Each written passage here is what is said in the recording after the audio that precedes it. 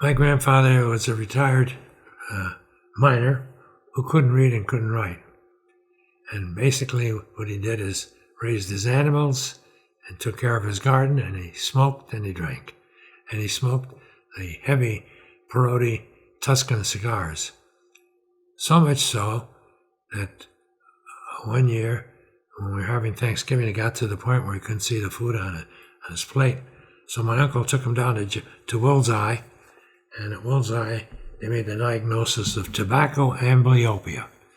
They said it was causing spasm of his arteries. They told him not to stop smoking them, and he did, and his vision came back. And then he smoked about maybe only one cigar a day. But he continued, of course, to drink. So he continued to drink, and he got cirrhosis. And then they came out with a new medication called Diaril for the cirrhotics. So he used to take his Diaril with a glass of wine. But my grandfather lived till he was 85, and he died. But he told me that there was a proverb. In Italy, they say, you got to think about dying 10 times a day. And he also told me a proverb. You also have to be lucky in death.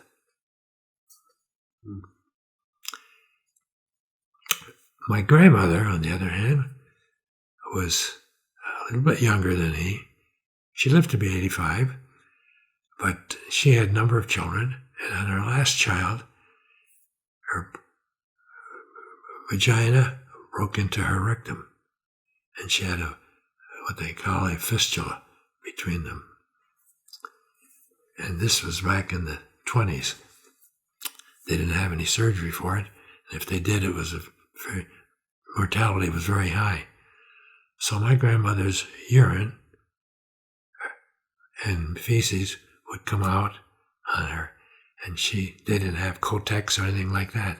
So she made her own bread, and they used to send them material that you can make dresses out of, and she'd use them as rags and to catch her material. She did not have a toilet or a bathroom in her house. So she washed about 10 equivalent towels a day and hang them on the line every day, winter and summer, all of her life. Occasionally she'd get a urinary tract infection. Now this happened while she was still having her menstrual periods, and so that would even complicate it. She never complained, but she eventually got a bathroom in 1945. But all those years, you never smelled anything. She was neat as a pin. She cooked and always had a smile on her face, and lived to be 85.